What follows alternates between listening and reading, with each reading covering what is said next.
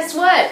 It's still raining. Such a lovely idea, isn't it? Be kind to yourself. Self-compassion. Body positivity. It's just lovely. It gives me the warm fuzzies just thinking about it. But these disembodied theories don't get you very far when you've just eaten easily 12 pounds of food, and then you catch yourself in the mirror when you've bent over at that one angle where you can see both your ass and your stomach at the same time. You know the one. Self-love is nothing like a deodorant commercial. Loving yourself when you just had professional hair and makeup done isn't that hard. And that's great, but let's be honest. The self-love struggle isn't just about creating cute outfits, walking down the sidewalk and feeling confident, or letting someone see you in your underpants. It's much deeper than that. And I think this self-love struggle is a lot harder for some of you guys because you're just in the beginning of this healing from eating disorders, chronic dieting, or some other issue that has caused significant metabolic damage. Because you've realized that trying to be skinny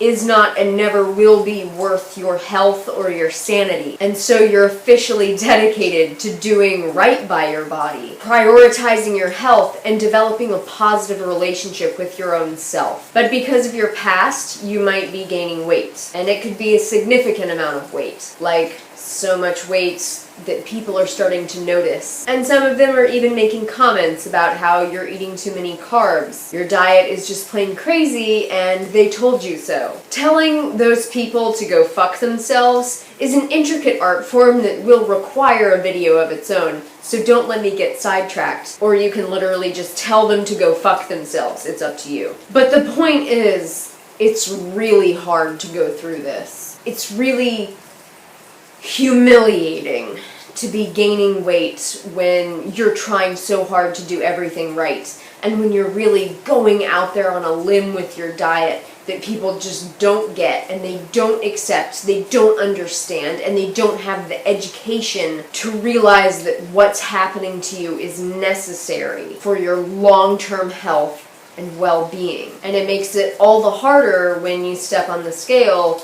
again and you're heavier than you were before again, and all you want to do is curl up in the corner and die. I know. I do know. And I'm sorry. I wish that there was a way that I could, take this time in your life and edit it down, set it to really upbeat music, and then just turn it into a montage of progress. But fuck my life, God didn't make that possible. You literally just have to live through every moment. So please, just remember to keep breathing.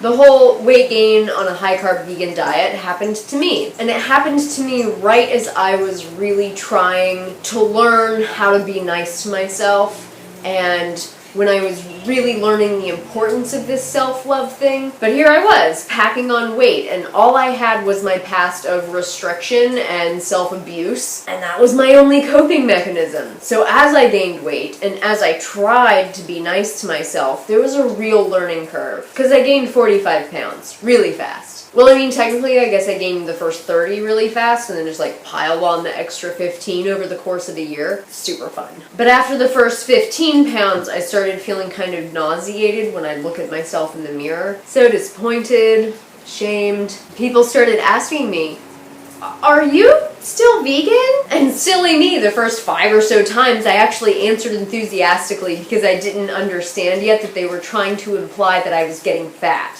And I so wish that I had had the balls at that time to respond with, I am, and it's really helping me recover from my decade-long battle with eating disorders and suicidal ideation. Because I really feel like that response would have made them feel appropriately asshole-ish. But yeah, it was hard, and I definitely felt the pull to restrict. It was all too familiar. Oh, Lily, 1,200 calories a day, Lily. Lily, eat all raw foods again. Lily, run 6 miles a day. You couldn't be fat if you tried. And trust me, I tried. I figuratively and literally ran myself into the ground. I didn't know then what I know now about the importance of rest on metabolic function, so I was still pushing myself as hard as I could. But what I did know was that I was sick and tired of self-abuse. Pinching my fat pockets, looking down at my stomach in the tub and feeling quite disgusted, clenching my ass in the mirror to see how much cellulite was really there so I could decide how much to self-flagellate. You'd think crying in the bathroom was a national pastime. So I did what any red-blooded American girl who's trying to stop the dieting mentality would do. I tried some positivity practices. You know the ones. Encouraging post-it notes stuck on the mirror, telling your thighs, "I love you, thighs." Affirmations. So much searching for the right affirmation. And as I'm sure you have experienced, this is like totally marginally effective for at least 36 hours, minutes. But I've never been one to respond positively to bullshit, even if it's positive bullshit. Because of all the things that belong up our assholes, sunshine isn't one of them. Pretty much just bacteria belongs up your asshole. I digress. Don't put stuff up your assholes, kids. Look, I'm a realist. I can't look in the mirror and fake love, but I can look in the mirror and say, well, shit, this is not what I had in mind for today, but you know what?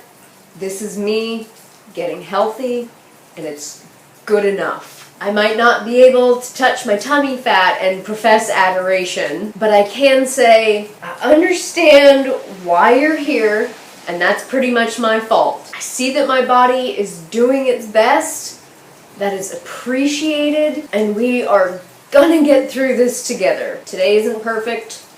Tomorrow is not gonna be perfect. In fact, let's just be real. Perfect isn't gonna show up to the party. So just remember, as you're trying to develop kindness to your own self, self-love can look different for different people. For some people, it's more action-focused, like choosing healthy foods, exercising, sleeping early, etc. Some people, like me, literally talk to themselves in the third person. If you're a naturally positive, optimistic person, maybe it'll feel perfectly natural to look in the mirror and shower yourself with praise. I mean, there were days early on where I was definitely feeling upbeat enough to be able to do that and feel genuine. But there were also days, a lot more days, when I couldn't muster up the emotional buoyancy to smile, let alone eulogize my pudge. On those days, something more like, I'm sorry, I keep screwing up. I can't promise to love you, but I can promise to take better care of you. I can promise that I won't give up on you and that I will never abuse you again because you don't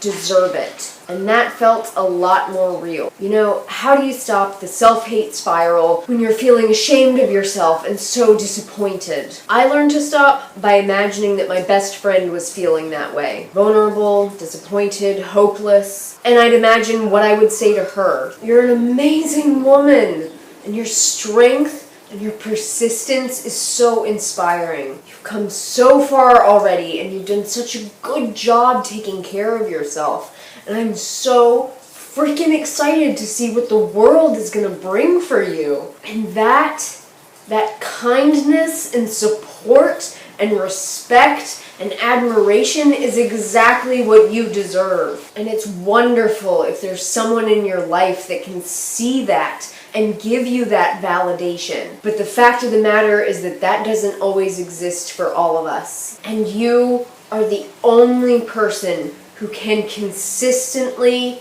esteem you. Yes, self-esteem. It's a practice that has to be purposeful because we live in a society that is fundamentally designed to erode and destroy your self-esteem. And I also want to add something that might seem a little bit controversial to those of us that took The Secret a little bit too literally. Yeah, it's nice to imagine things, but you also have to work for it. Since I'm so allergic to bullshit, sometimes I just simply can't change the horrid way I'm reacting to myself in an especially difficult moment. And so, instead of trying to suppress that feeling, because let's all remember how awful suppression is, I literally word vomit my feelings just to get them moving. It's usually something like this. Oh my fucking god, I look like the fattest person in the world, and it makes me want to live under my covers like Gollum for the rest of my life on disability and never see another human being as long as I live. And like, once it's been said,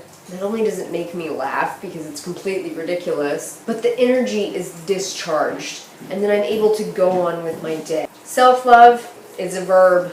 It's an action word. It's a skill, and like any skill, it has to be practiced if you're going to become proficient. And remember, self-love might not look like you think it's supposed to look, and it'll only work if you believe it and if you feel it, and you can only feel it if it's honest. Wholeheartedly meet yourself where you are, even if where you are is a depressed, disappointed heap in the floor. Talk to yourself like a real person, like a person you love and care for deeply, and someone that you want to see succeed. If you're really struggling with connecting to these feelings, because I know emotional issues can get really jammed up, especially if we've been trained not to feel, I really suggest taking the time to read emotionally expressive books, or listen to people who have a broad emotional vocabulary, because they can help with starting to unearth some of these feelings and starting to get to a point where you really feel. And I don't necessarily mean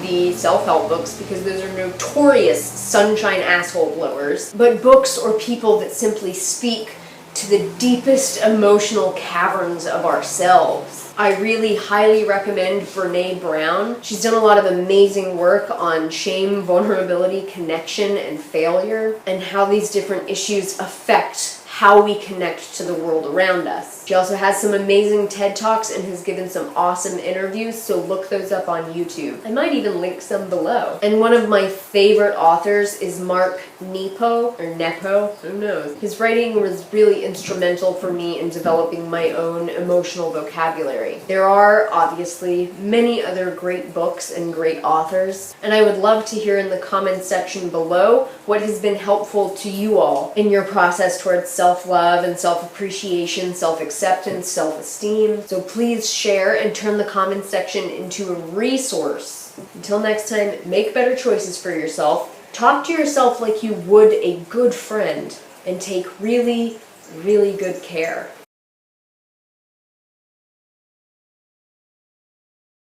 We're bouncing, Petunia, yeah. Yeah, but choose. Yeah, but choose.